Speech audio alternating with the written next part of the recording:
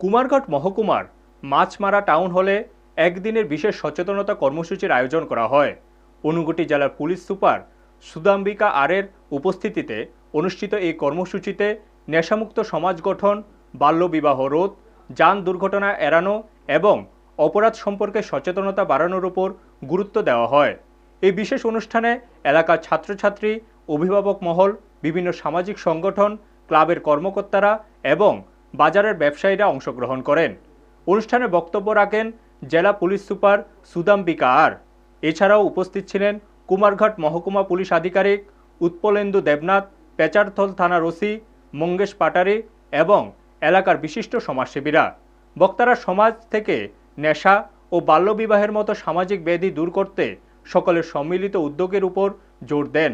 পাশাপাশি ট্রাফিক নিয়ম মেনে চলা ও অপরাধ প্রতিরোধে সচেতন থাকার আহ্বান জানানো হয়।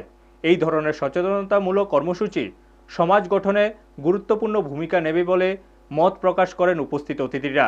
ব্যুরো রিपोर्ट, न्यूज़ तत्काल 24। और आजकल प्रेशर इतना ज्यादा है, मम्मी पापा बोलते हैं अरे पढ़ना ही है, डॉक्टर भी बनना है, IIT ही करना है।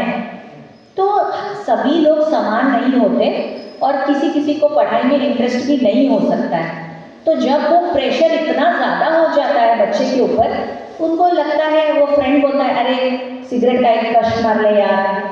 ओ KGF मूवी में वो हीरो क्या करता है, ऐसा कश मारता है, ऐसा करके फिर वो जाके उसको मारता है लोगों को।